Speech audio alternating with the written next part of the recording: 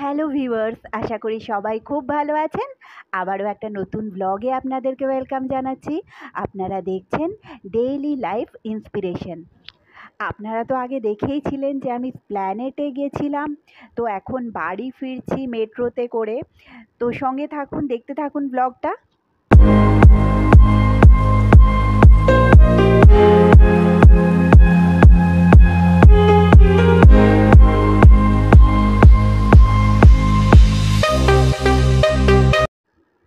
এখন আমি দাঁড়িয়ে আছি দমদম মেট্রো স্টেশনে।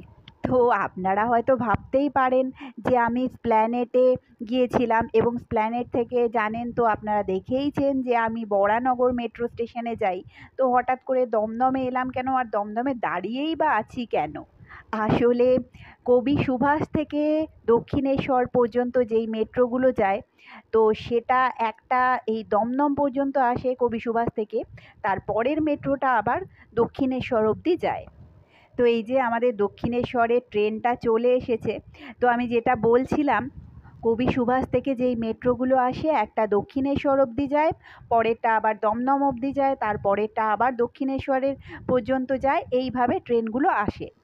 তো আমি এসপ্ল্যানেড মেট্রো থেকে যেটা আগে পাই, যদি দমদমটা পেয়ে যাই, দমদমের ট্রেন, তো দমদম পর্যন্ত চলে আসি। আবার এখানে এসে 5 মিনিট ওয়েট করলেই পরের ট্রেনটা দক্ষিণেশ্বরে যায়, তো দক্ষিণেশ্বরের ট্রেনটা আমি আবার পেয়ে যাই। তো চলে এসেছি বরানগর মেট্রো স্টেশনে। দমদম পর্যন্ত এসে ওয়েট করার একটাই কারণ, সেটা হলো দমদম পর্যন্ত চলে এলে মনে হয় যেন বাড়ির অনেকটা কাছাকাছি চলে এসেছি। তাছাড়াও আমি দু একবার এরকম সিচুয়েশনে পড়েছিলাম কি মেট্রো বন্ধ হয়ে গেছে, তো যদি দমদম পর্যন্ত চলে আসা যায় তাহলে অনেকটা নিশ্চিন্ত, এই আর কি। তো চলে এসেছি এখন বরানগর মেট্রো স্টেশনের থেকে আমি বেরিয়ে যাচ্ছি। এই যে চলে এসেছি বাইরে।